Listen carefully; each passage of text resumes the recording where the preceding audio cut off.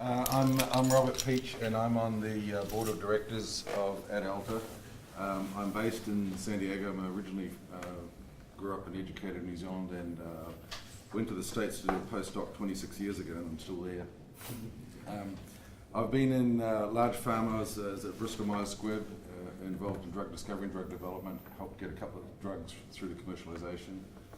And then joined IDEC Pharmaceuticals in San Diego, who discovered and developed Richardson, and that was a wonderful experience for me working for a company like that. We went through a merger with Biogen, and that wasn't so much fun. And then I got a call from my old CEO one day who'd gone into venture capital and said, let's start a company. So I started with another couple of guys, Receptos, in 2009, and it was a company targeting a G-protein-coupled receptor for treating relapsing multiple sclerosis and also inflammatory bowel diseases. So it was an autoimmune disease targeted therapy. We had a good run. We had good assets. We had great people, and we raised in 2 rounds of venture capital about nearly $60 million. And then in 2013, we went public, raised about $80 million. And then 2 years later, we did a lot of aggressive clinical trial work. And in 2015, Celgene acquired us for $7.8 billion. So that was a good deal. And that drug now is about to be commercialized this year in relapsing MS and in ulcerative colitis and Crohn's disease next year. I'm Brian Richardson. I'm a member of the AdAlta Scientific Advisory Board. I spent all my career in the pharmaceutical industry, initially working for Sandoz as a pathologist in toxicology. I was deputy head of drug safety for Sandoz for a few years, but I moved into drug discovery about 11 years later, and I took over all of the inflammation, immunology and respiratory research in Sandoz at that time, and was then around 1990 appointed as deputy head for research in Sandoz in Switzerland and the UK, which represented actually most of the research. And then in '92 I was involved in establishing a global project management organisation for the company, and I was responsible for the development of all metabolic and cardiovascular drugs worldwide for a year, and then returned to research as the then head of research in Switzerland and the UK. That's essentially discovery work, and there was the merger then between Sandoz and Seebri to form Novartis that was announced in 1996 and consummated at the beginning of 1997. And at that point, I was actually very actively involved in integrating the research organisations of the two companies, which was an interesting period, to say the least. And then was appointed... Still got enemies from that time? Beg pardon? Have you still got enemies from that time? Yeah, a few. So then I became responsible for the discovery and early clinical evaluation and development for the inflammation area, musculoskeletal diseases. I was also responsible for gastrointestinal research for a while, and we added to that group a major effort in muscle weakness, skeletal muscle problems, and I retired in 2013. There were about half a dozen drugs that actually came out of my sort of lab and what have you during that period. Some of them were my own efforts, others were, the sorts of research programs I was leading. Many of them were antibodies, actually, so I have quite a bit of experience in that area. Many of them are making a lot of money. Cosentyx at the moment is doing very well. It's gone above 2 billion now for ankylosing spondylitis and psoriasis. And since 2013 I've been involved in advisory roles for various biotech companies and some universities here in Australia and also in Europe, in Switzerland. Hi, I'm John Westwick. I'm also a member of AdAlta Scientific Advisory Board. I've got a bit of a mixed background. For 25 years I was an academic. I was a professor of pharmacology from about 1990. My main area was really in immunopharmacology. I was a co-discoverer of interleukin-8, which is one of the granddaddies of the chemokine superfamily. And also I cloned out some TRP channels as well, because I was one of the first guys looking at the role of ion channels in leukocyte activation and platelets. So that's what got me into those two fields. In April '99, Brian visited me in our university department, where I was head of pharmacology and head of pharmacy, and persuaded me that I needed to be the new head of respiratory disease that Novartis was building in Horsham. The opportunity sounded fantastic, and it turned out to be fantastic. We had to hire about 200 odd people over about 18 months to 2 years, and basically Horsham became the centre for respiratory disease for Novartis.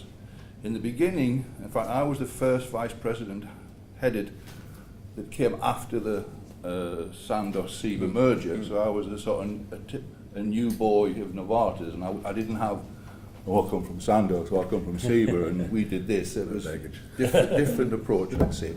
But anyway, it was really exciting. My head was Paul Hurling. He was a classical neurophysiologist, and he appreciated sort of good pharmacology and developed a good relationship with him. The problem with the company at that time, and I apologise to marketing people that are in the audience, Novartis was a very marketing-driven organisation, marketing-dominated. When I started in '99, and it had been for many years, both Sandoz and Seebri. By 2003, a new guy came in, called himself the president of Novartis Institutes for Biomedical Research. Some of you may know him, Mark Fishman. He had a completely different approach to doing things, and he worked out a deal. Instead of reporting to the head of pharma, like my previous boss did, Paul Hurling, he reported directly to the chairman, Dan Vasella. So he wasn't dependent on the whims of pharma or the marketing-driven approaches.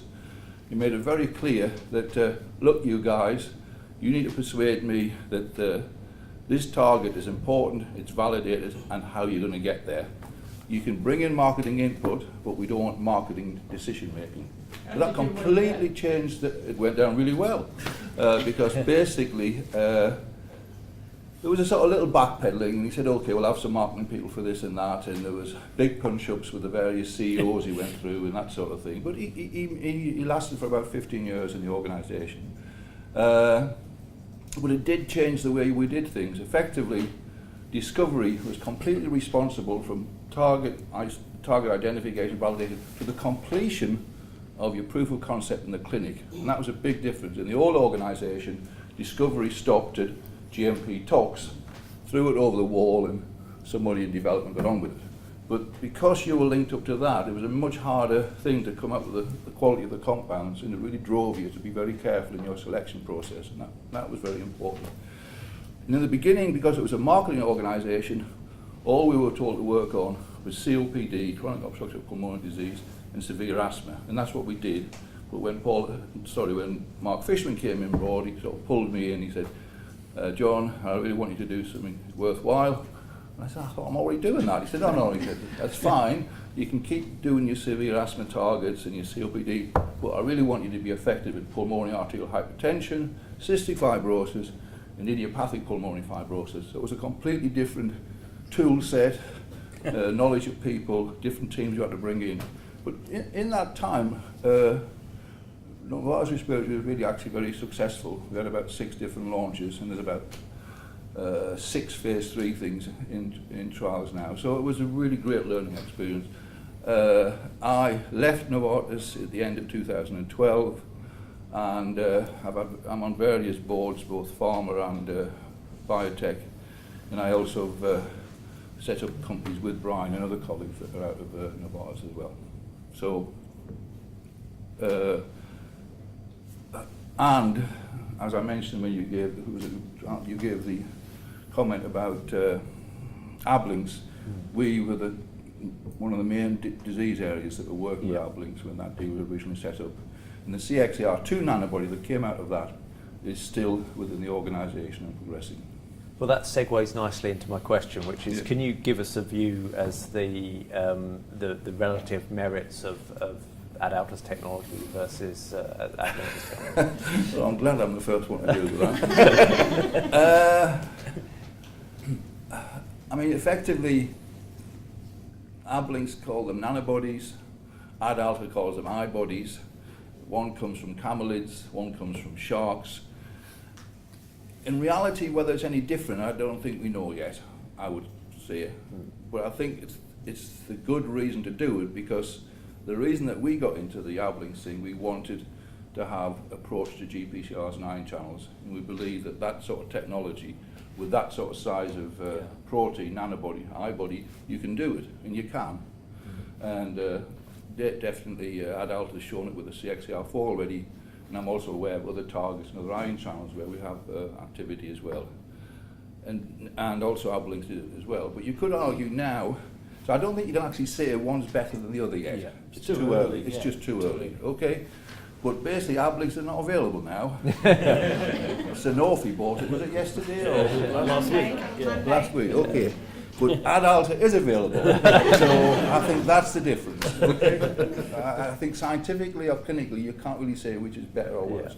So strategically, are you advising Sam to go to all the people who are on that slide I showed who had partnerships and say, Here we are. Yeah, if you've got a good set of data and you can really demonstrate that you can do what you say you're doing.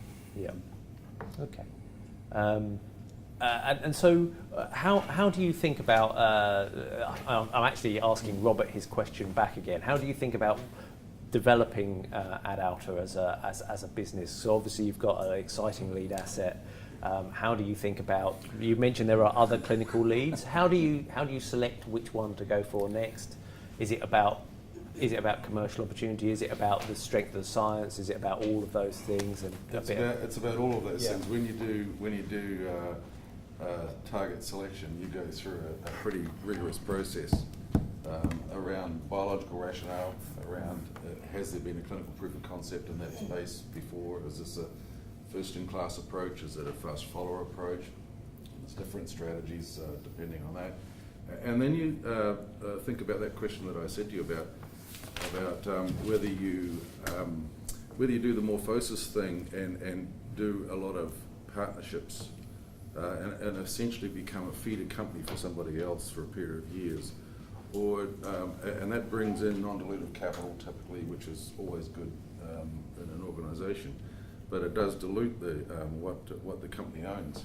I know at Receptos we had multiple opportunities to partner early, and we were in a slightly different situation, I think, to AdAlta, because we did get access to capital, and I think that's one of the big differences between a company in Australia and a company in San Diego. So we had the luxury of being able to hold on to our asset, and that's what ultimately drove the value of the deal that was done down the road. But I've observed that a lot of companies that just set themselves up as platform companies ultimately end up developing drugs that really gives them value. They see the light at some point, or they decide, okay, we can still do partnership deals, but we need to be taking something through clinical development ourselves to really build that value. So, any exceptions to that Rob? I don't think so. I was thinking about that before, and I can't remember a platform company. They either went under, or they changed tack a little bit and took something forward themselves. If I can just, there's one company in Japan, Peptidream, which basically seems to just want to be a platform company. So, and they being criticised for that. And the market's letting them get away with it too. Pardon? The market's letting them get away with Japan, it. so Japan is separate. I think that's the market dynamic quite differently. Yeah, that is, but I think overall, from a foreign point of view, you look at it and you think like, well, where are you going to go? What do you want to do? So I think it is that realization, independent point now. I like the model for AdAlta where perhaps we work in a partnership relationship with another company that has significant expertise, say in ion channels. Yeah.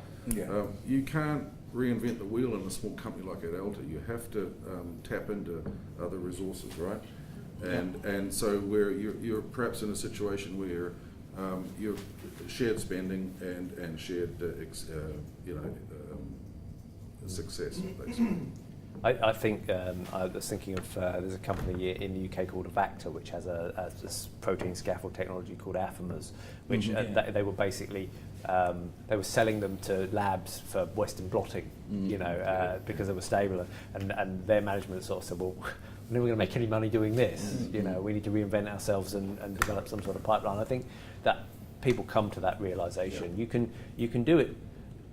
The old morphosis model where you get 2% and you've done it with lots of people and you just throw a lot of stuff out there. But if you actually look at the number of things that make it to the market, number of drugs that actually come to the market, unless you hold on to some of the value, you're never going to get to be big by just servicing people. But it is about that. Whether you can form some sort of hybrid which says we're open for business. If you want to come to us and partner with us, we'll help you for something, and that helps us fund and support our infrastructure. I personally think AdAlta's primed for that, for those partnerships coming up, because from what I've seen in the AdAlta platform, there's some very, very interesting antibodies being generated that have very different, very interesting properties. It's something you don't typically see with normal antibodies. No, that's correct. Yeah. With low I mean, molecular weight. I think the ability to access points in the proteins that are not exposed on the surface it will be very important. And you touched on it yourself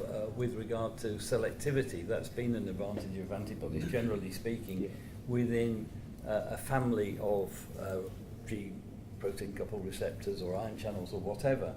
But beyond that, we heard about biosignaling. There may be the opportunity really to target certain signalling pathways because you're causing different changes in the conformation of the GPCR, so it's going to bind with that internal part of the molecule to different second messengers, and I think that's the way forward. And with ion channels, you could probably get to use dependency and things like that.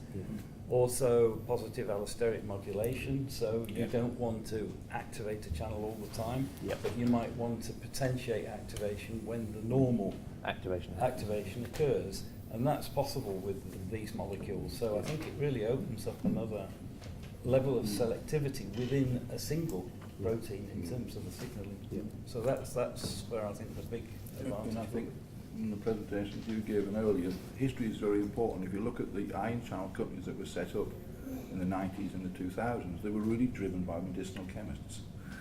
And I have some good friends who are medicinal chemists, so any in the audience, I'm not necessarily giving you a hard time, but they never looked at other approaches. But I think now, with the targeted nanobody i-body, you can really do a lot more in the ion channels in terms of selectivity and specificity, which you can't really do, and it's been proven in terms of low molecular weight approach.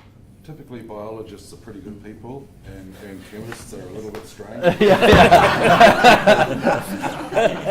think we all know that's true. I'd like to just mention something.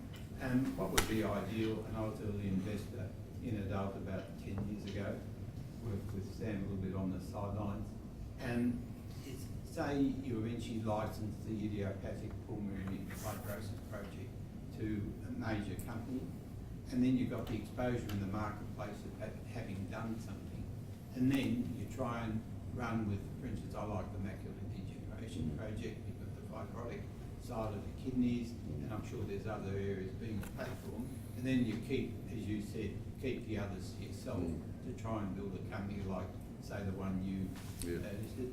I listed Circadian Technologies some 33 years ago, which is now Opthea. And the model I adopted or created, which is something you could do at AdAlta, is we would do one project, say you did the idiopathic, and then you got the other ones to a certain stage, and the model is then, we used to list them off. So we'd list off, say, the fibrotic side of the kidney as a separate company, even though it's early stage, which you don't do in America, but in Australia we've had to do it. And then you raise money for that and keep a share in it. For instance, we listed antisense therapeutics, which is listed still. And what we did, circadian at the time, and that'll be, say we call it AdAlta, kept say 20% of the company. We gave our shareholders entitlements, 1% options to take up shares in the new listing in antisense. So you do it, you might put off the fibrotic side for the kidneys in that new company. So you keep listing it, keep a good chunk of it, and you raise money that way. So that model is building. We're starting to see a lot more of that in the States, where different assets within the company are spun out into separate LLCs. So that your ownership is at Receptos. We had a lot. We got the price we got for one drug, the lead asset. Everything else we had in our pipeline was not valued at all. But now, subsequently, that pipeline's starting to show its stuff, and we're seeing the success in additional clinical trials. There's some really interesting stuff going on. But we didn't recognise any value in those assets with the acquisition, even though it was a good acquisition. If we had set that company up to spin some of those assets out into LLCs, it would be we'd still have ownership. You'd still be pushing these assets forward yourself. So I quite like that model. We did it with Optiscan, which has got a market cap of 40 million at the moment. Still, that was 16 years ago. So we still end up with a shareholding, and then our existing shareholders, say AdAlta shareholders, got 1% options to take it to exercise later in those companies. And then we did the same with Axon Instruments. Circadian was a very early investor there at 1985, and that was sold to Molecular Devices for $140 million US. Then Circadian, which will be AdAlta shareholders, got the benefit of that. In other words, you retain an interest, but I think the key thing is to do one reasonably good deal with a major company or a good biotech on any of those platforms, and then that is established, and you could become like a mini Circadian and finance it that way. I made the throwaway comment that I felt that that clinical data was, very useful for driving future partnerships. I mean, do you think that's true, or do you think that you can? I do personally. I've seen companies who they wouldn't do a deal at the end of phase 1. They'd rather wait till the end of phase 2 and pay $3 billion more. It's a risk risk mitigation strategy. Big guys will pay more money for a de-risked asset. It's just as simple as that. And the more clinical data you've got, the more value you've got. I think with the new technology as well, which is what this is, to prove that clinically is important. I think that. It is. What's the point of being a platform technology company? Because we've had them around for a number of years now. If you really just are focusing on one application, which can be a tendency. What do you mean by one application? One product. I mean, if you have a genuinely competitive platform technology, the implication in that phrase is that you have multiple opportunities from the chemistry. Yes. Why just think that you've just got to get one? We don't. No, We don't. But So there's two issues here. On the one side, you've got a capital issue, a cost. I'll put that away. Put it Well, away. Go put the capital to the side. One of the worst things you can do at this stage is lose focus. If you lose focus and you just spend money on 50 different things, you're not going to get anything done. So AdAlta, I think, has a need to drive a program into the clinic. But that doesn't say you shouldn't be looking at partnerships, you shouldn't be looking at deals with other companies, ways of bringing money into the company and expertise into the company and broadening the pipeline. We've actually seen a great example down here. I count up the numbers. Phylogica has spent $70 million on a platform, where nothing had ever got into the clinic. See, a platform's only a platform. What it does is it enables you to do. But hopefully a lot of things. this is a 20 billion unique compound company. So rank that asset amongst all the other ones in the world that have that richness in terms of chemical diversity or chemical potential. That's pretty significant. Anytime. That's why protein technology companies are so interesting. But the thing is, you do one or you do a couple, and then later on, a large company, as Sanofi, engages in broad daylight theft by getting. You just said yourself you had all these opportunities and you never valued them. So they have to be exposed. But the problem you're missing out at 20 million unique molecules, 0.01 we're going to get through to make it ever to a drug. So I have a funnel that's going on. So I don't care how big the top of the funnel is. Yeah, maybe more shots on goal, whatever you want to say. But at the end of the day, I looked at this platform companies 15 years ago in New York, and Well, you know but what? it depends. I think it depends on the chemistry. All chemistries are not the same, and sometimes you get chemistries that are really, really powerful. We don't know for sure with this one, but they're not small molecules, No. and they're clearly in an absolute, universe apart. I think that the issue is capital as well as focus. AdAlta is not the largest company in the world. If you want to run, and you saw from the AbLink slide, one thing that I didn't highlight was the number of employees changing as the company goes on. If you really want to run, 10 preclinical programs, it's difficult for one person to do that. But Robert, if you were to go on the street with, AdAlta Inc. Tomorrow, and you said, I want 100 million, easy to do? No. Never. No? But yeah. because it's all preclinical now, Yeah. you can have a real difficulty. Sanofi would only have bought a mix and different than did because they had the clinical data on Yeah. that Yeah, asset. yeah. You And see- that's very clear in that share price. Yeah. You see the preclinical deals getting done, you're looking at about Yeah. up to 10 million up front, something in that range. Yeah. That's what you'll get for a preclinical asset. You'll That's get, for a preclinical asset. Yeah. But what about a platform? The platform is Which you have validated in various degrees, and there's a lot of knowledge about protein technologies and what can be done where people join the dots. I'd like to see a little bit more mature data set first, before you go out peddling. This isn't easy. Going out and talking to VCs, going out and talking to pharma, and talking to the right people in pharma too, is not easy. And you need a mature data package to do that. Otherwise, you're going to get this exposure fatigue thing that they say, "Oh hell, it's not you again." Robert, what about crowdfunding? Eh? Crowdfunding. Oh yeah. Crypto securities crowdfunding, apparently. They're telling me.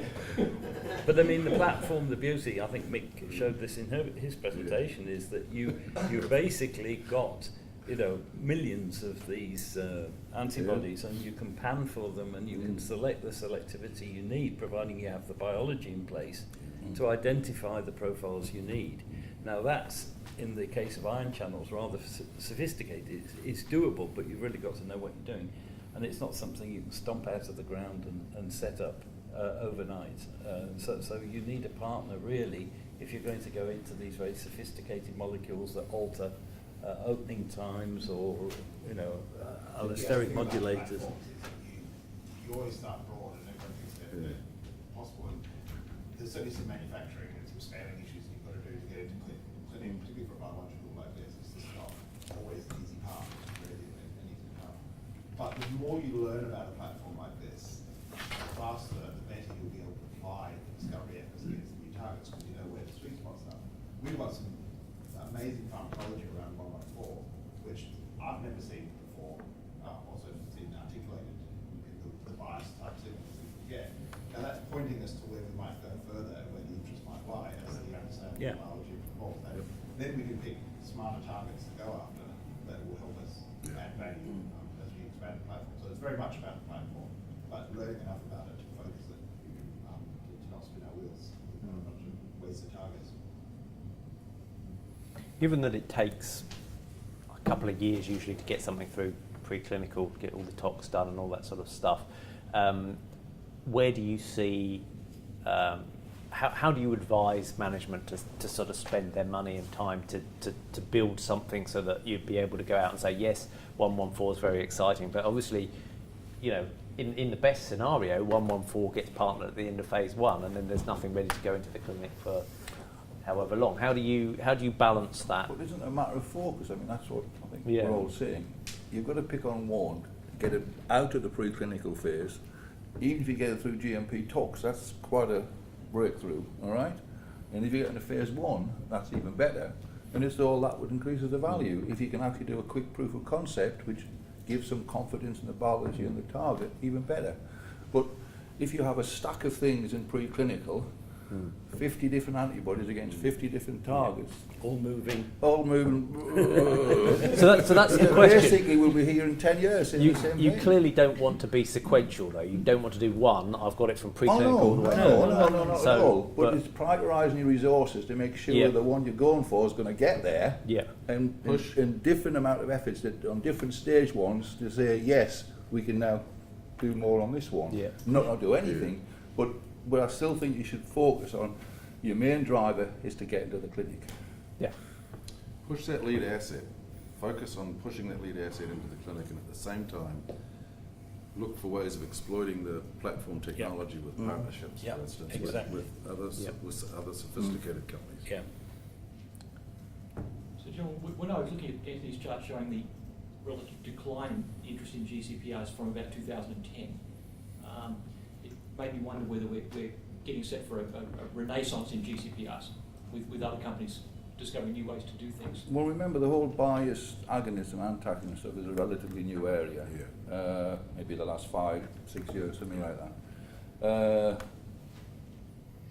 And it was, if you go, the equivalent of ion channels was, a lot of your list of compounds you had up in terms of, the very first ones was the dihydropyridines from people like Bayer and amphetamine. But they actually found them by just basic chemistry, sticking it into a dog and looking at the cardiovascular effect. They didn't even know what the damn channel was when they identified them. Right. And there's a completely different way of looking at things. But now, with high throughput electrophysiology, that technology has really changed how you can explore ion channels. It's not a slow, arduous, single channel, single day, 1 point sort of thing.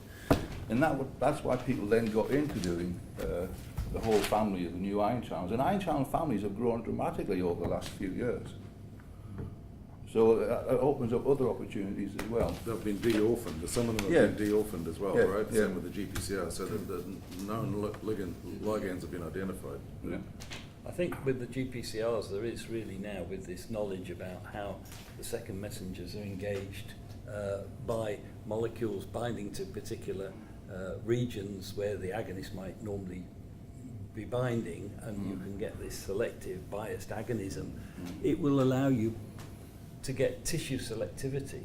So the actual target molecule is the same, say, in 2 tissues, but it will allow you to activate in a functional, meaningful way in one tissue whilst avoiding effects in another.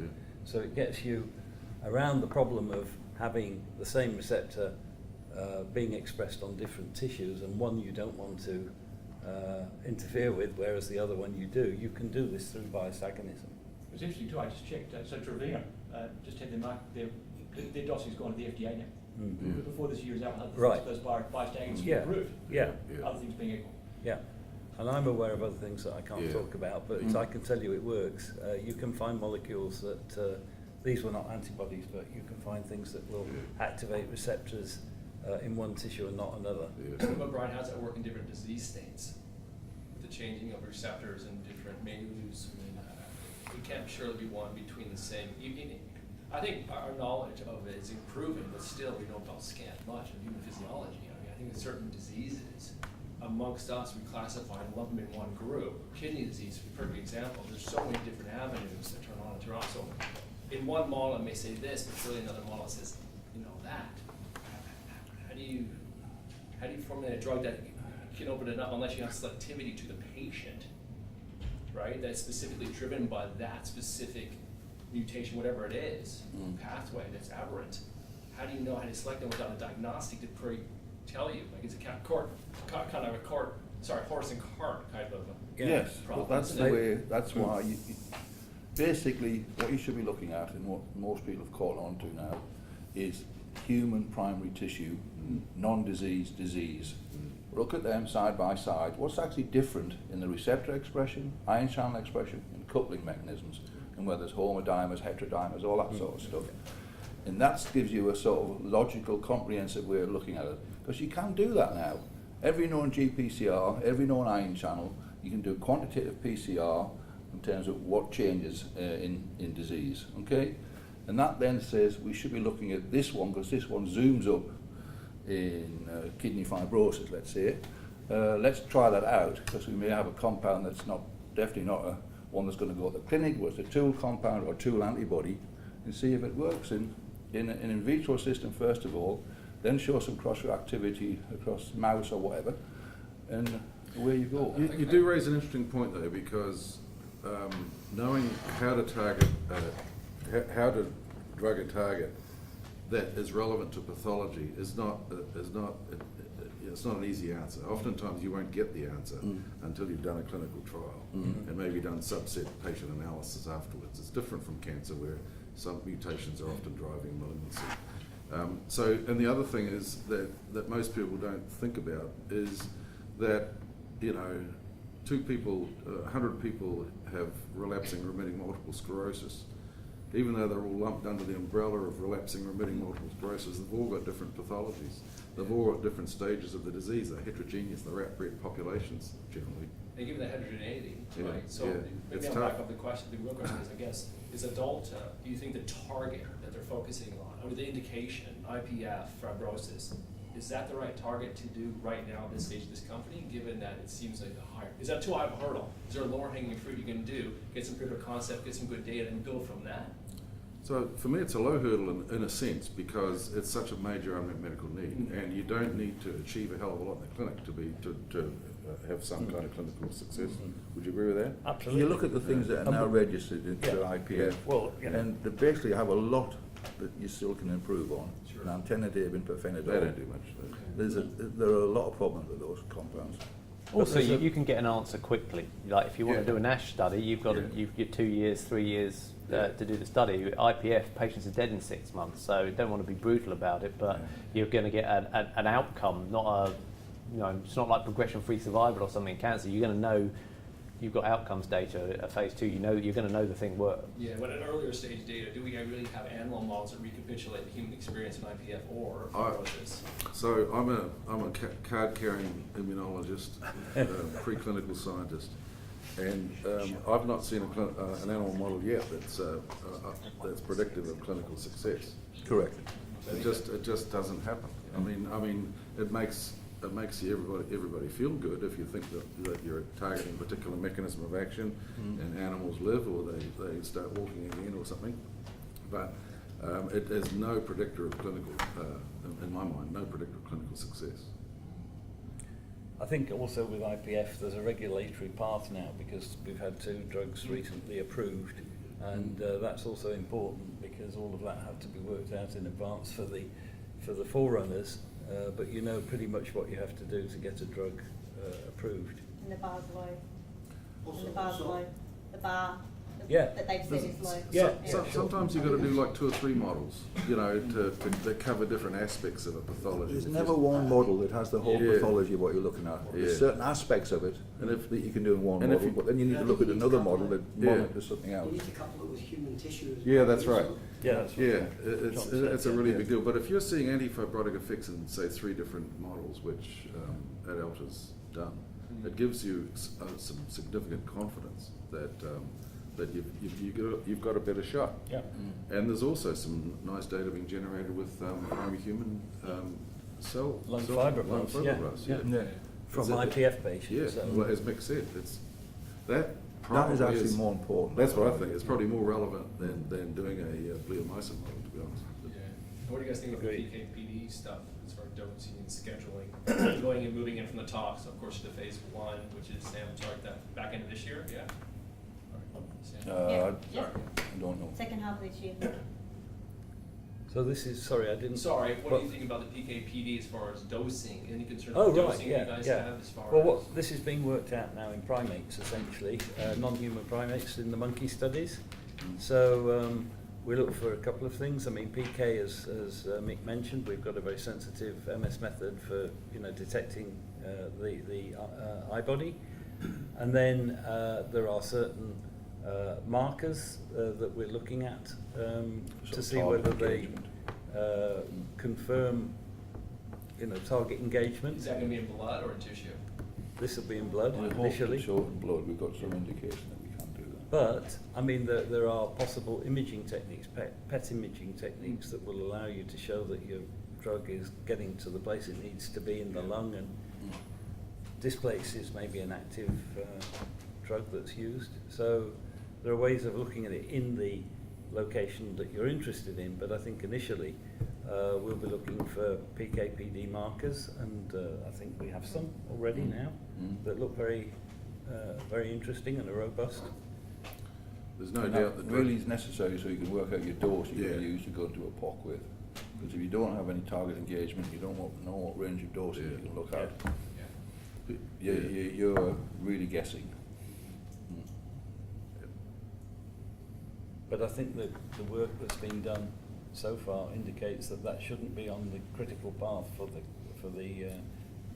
clinical studies. Right. We should have all that worked out. Yeah. I was doing a bit of thinking about whether a once-a-day injectable would work in a commercial sense.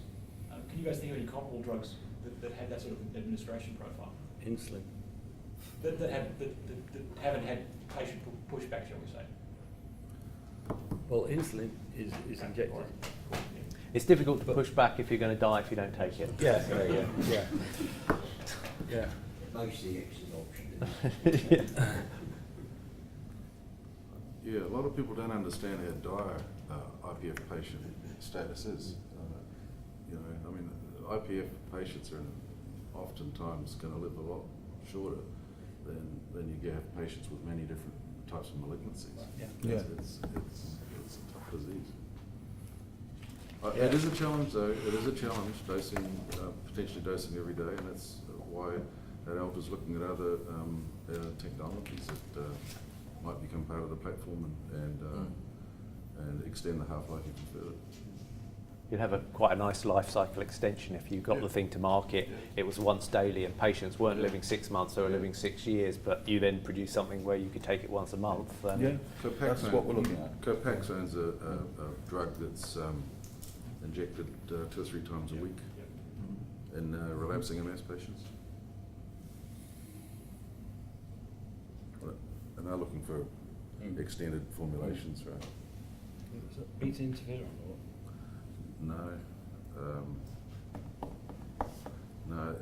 No one knew, and I don't think anyone still knows how Copaxone works. A random selection of small peptides. Oh, right, okay. So any other questions for the panel? No? Everyone's happy? Yeah? You're right. Okay. Yeah? I've got one actually. Oh, okay. Sorry, Yeah. like last minute. Be interesting, and maybe it's not something that we can do right now, but to calculate what the total drug sales have been for you guys on the panel, because it sounds like there's been and maybe this time next year look at how that's changed through the trial process. Yeah, I've never done that. Sorry, what's your question today? It wasn't really How a many question, sales it was have more- you had, John? How many drugs you've developed? How much sales have they had? Oh, Yeah. Well, Saving there's 6 on the market now that saving came out. on the company. Yeah. Yeah.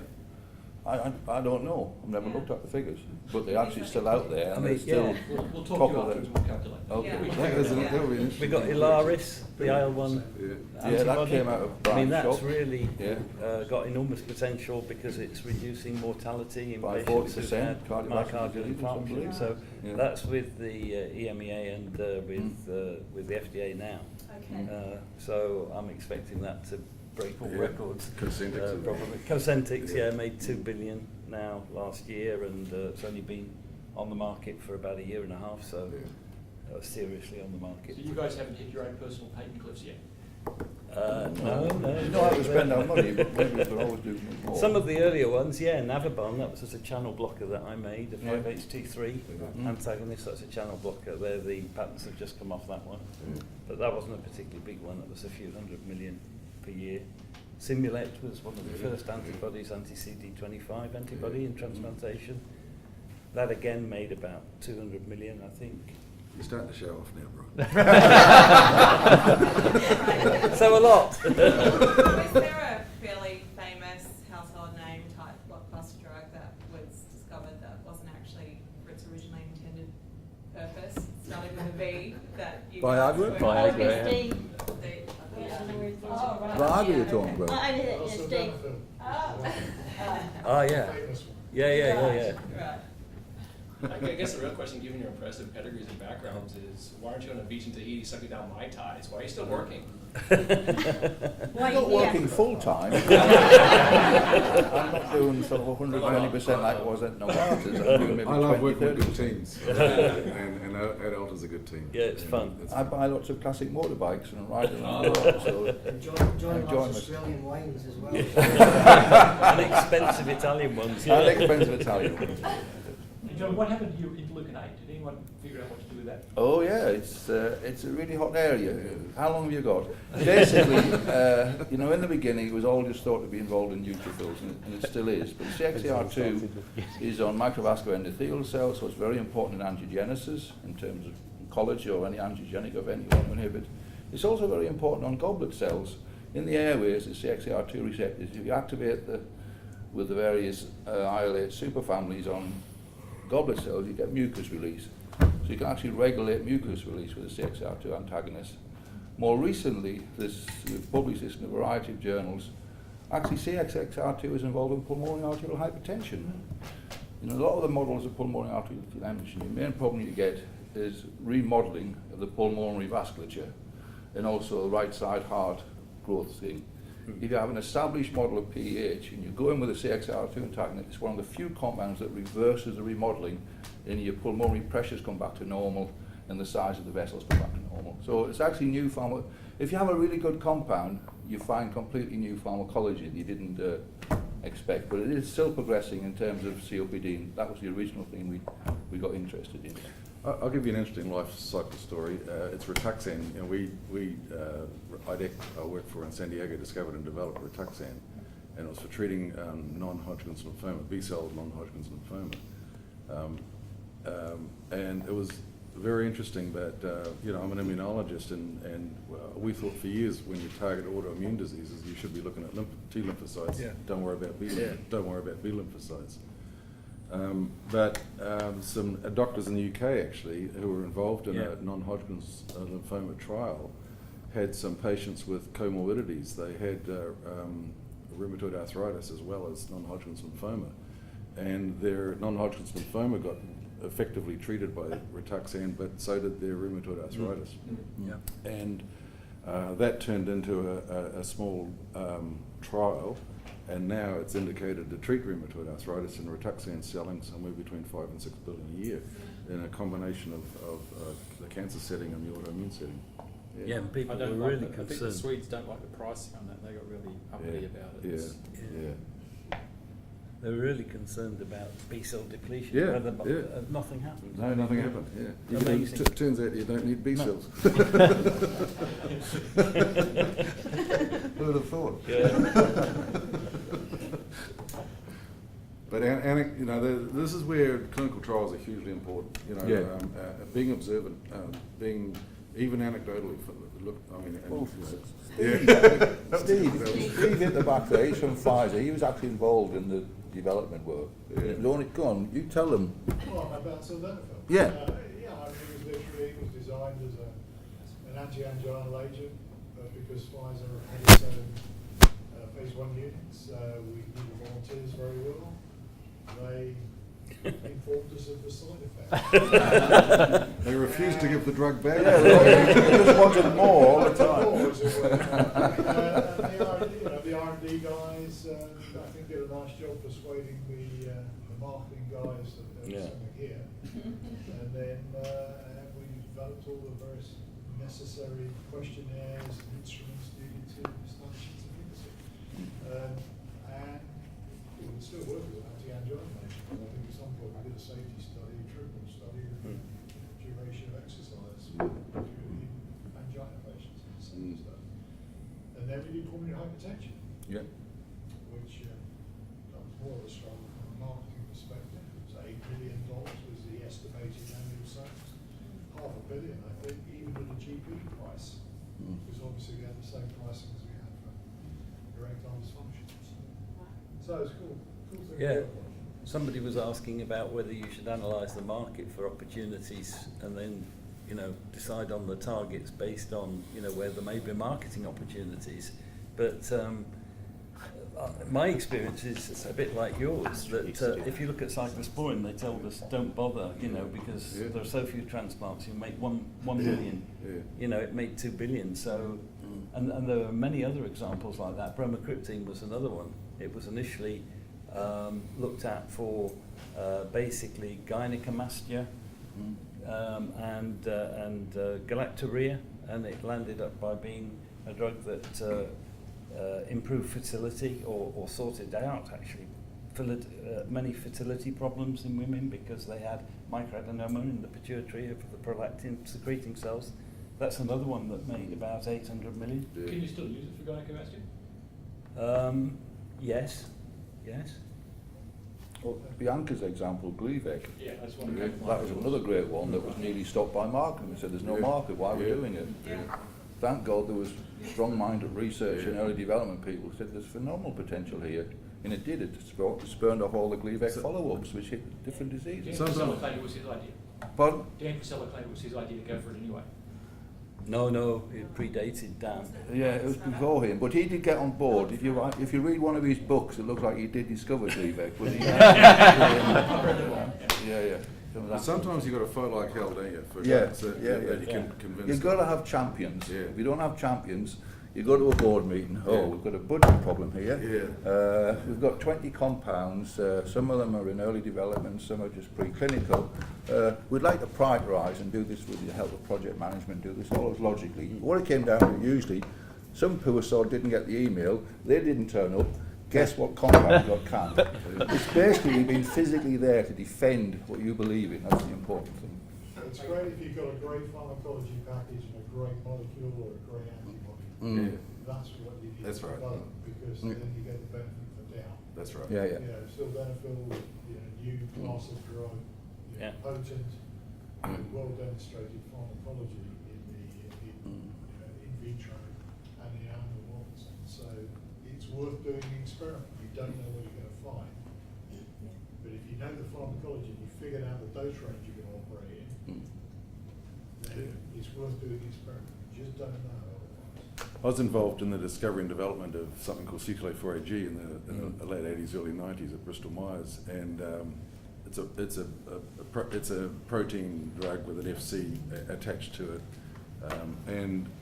we got a new head of R&D who had come out of a large pharma that shall remain nameless, and he was a small molecule guy, and I remember giving him a presentation, and about 10 minutes into it, he realised that this was a protein and not a small molecule, which is odd because I had a hell of a lot of figures that said it was a protein, but he must have had a jet lag, yeah. But anyway, then he turned around and he said, "Is this a protein?" I said, "Yes." He said, "A big, hairy, ugly molecule." That's what he called it. Big, hairy, ugly molecule. I looked at my colleagues, I thought, I think we're in trouble, boys. But we fought for it. We fought hard. And that's $1 billion drug now in rheumatoid arthritis. So. Just a quick scientific question. On 114, have you shown KD experiments that it competes actively with CXCL12, the active endogenous ligand? Does it compete with it, for it? Against it? How does it work? Mick will fill you in on that. We've done those experiments. It competes, but it doesn't compete completely, and I think it's because the way CXCL12 binds is it first of all binds by the N-terminus of CXCR4, then it moves in and gets into the groove. So I think we can compete with it getting into that last bit, but we still see some residual binding of SDF1. But we think we're competing the signaling of SDF1 of CXCL12.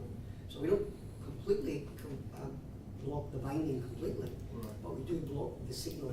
The signal. But in disease states, have you shown when it's elevated, when CXCR4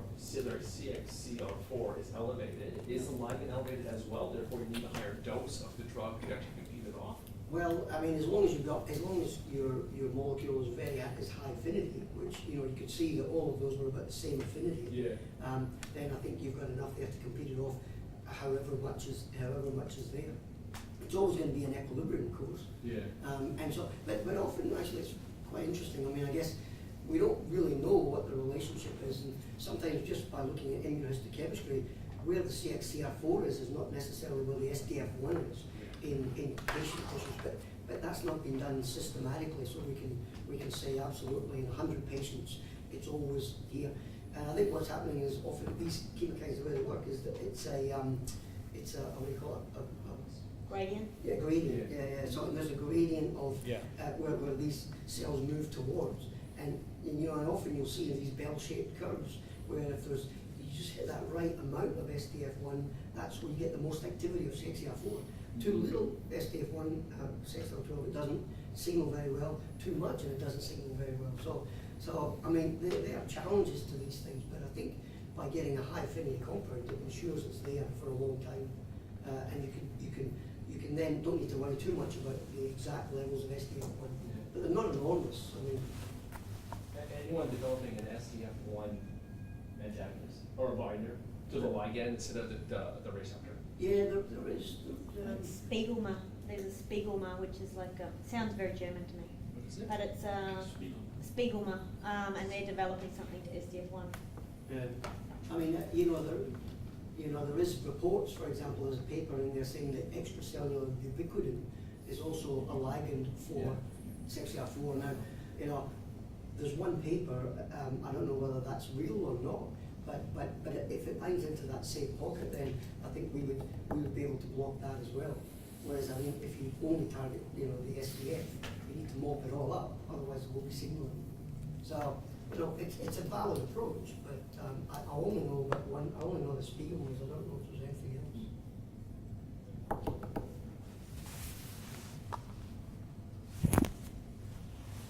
Sounds like everybody's done. Have something to eat, and I can give you an update on 8114. I'll probably answer a lot of your questions, Derek. Okay. My presentation. Thank you, panel. Okay, thank you.